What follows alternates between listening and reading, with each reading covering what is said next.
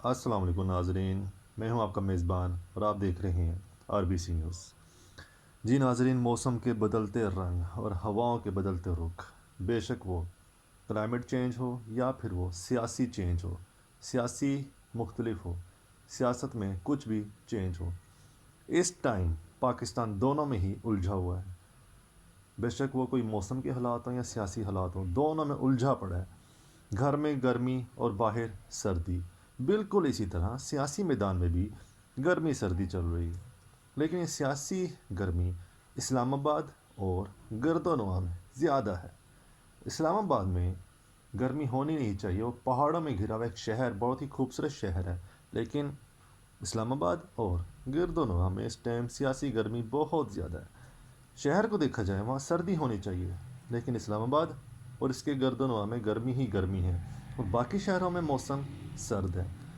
ناظرین، حالیہ دنوں میں ہی الیکشن ہوئے ہیں، وہ الیکشن جس پر پاکستانی عوام کے خون پسینے سے چوسے جانے والا ٹیکس 47 ارب، جی ناظرین بالکل آپ نے صحیح سنا، 47 ارب، اگر ہم اس کو کروڑ میں پھیلائیں تو وہ بنتا ہے 4700 کروڑ روپے لگائے گئے ہیں اس الیکشن پر، جنرل الیکشنز پر۔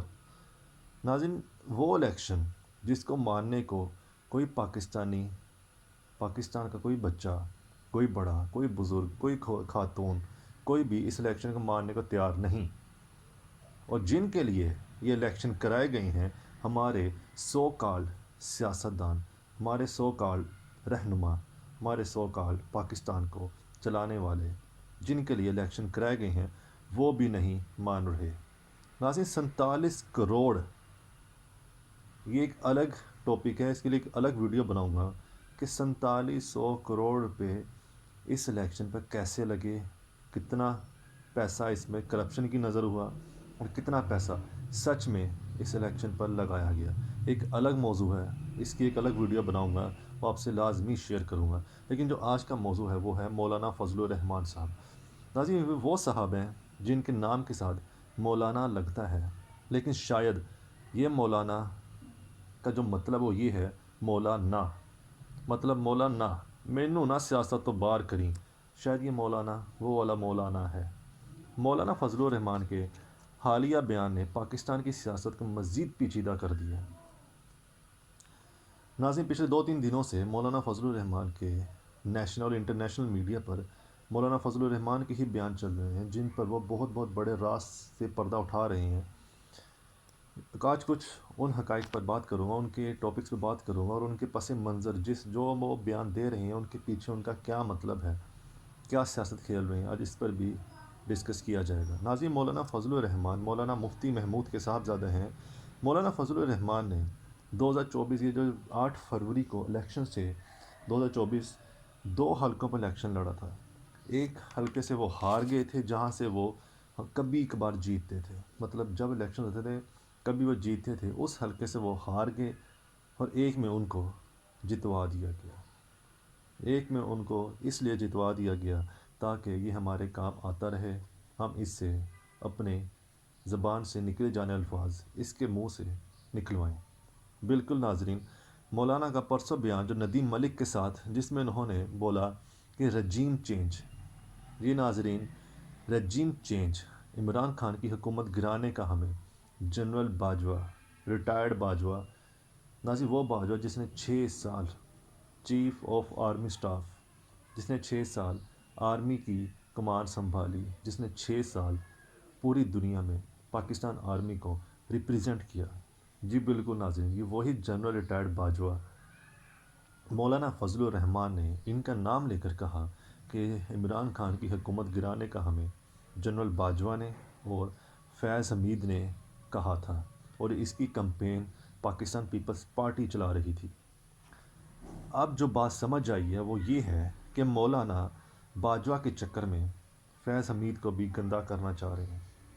کیوں گندہ کرنا چاہ رہے ہیں، ان کے پیچھے کیا مقصد ہے، جی ناظرین بالکل بتاتا چلو آپ کو، تاکہ فیض حمید کے جو فوج میں حامی باقی ہیں، جو فیض حمید کو چاہنے والے ہیں، جو فیض حمید سے پیار محبت کرتے ہیں، جو جانتے ہیں کہ فیض حمید نے جو جلدی ریٹائرمنٹ لی وہ کس وجہ سے لی، کس دباؤ میں لی، اور جو ان کا حق تھا انہیں دیا نہیں گیا.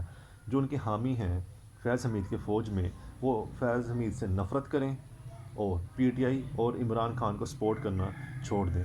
ناظرین، آپ سب جانتے ہیں، ہم جانتے ہیں، فیض حمید کا ایک پاکستان آرمی میں ایک بہت ہی اچھا نام تھا. انہوں نے افغانستان میں جس طرح فوج کو سنبھالا، جس طرح انہوں نے امن کو قائم کیا، ان کی مثال کہیں نہیں ملتی. لیکن مولانا کے بیان سے صاف پتہ چل رہا تھا کہ وہ فیض حمید کو گندہ کرنا چاہ رہے ہیں تاکہ فیض حمید کی حامی فیض حمید سے نفرت کریں اور عمران خان اور پی ٹی آئی کا ساتھ دینا چھوڑ دیں.